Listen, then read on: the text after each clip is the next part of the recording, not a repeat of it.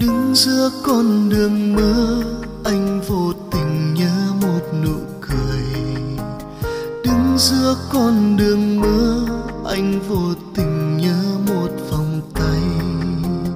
Những kỷ niệm ngày xưa thôi mong chờ cũng thôi hy vọng.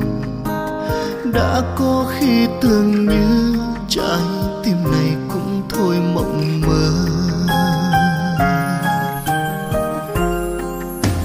Nhưng rồi anh tìm thấy những kỷ niệm từ khi gặp em. Nhưng rồi anh tìm thấy những nụ cười cho anh niềm vui.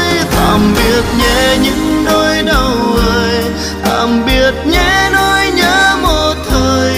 Vì có em anh chỉ cần một vòng tay ấm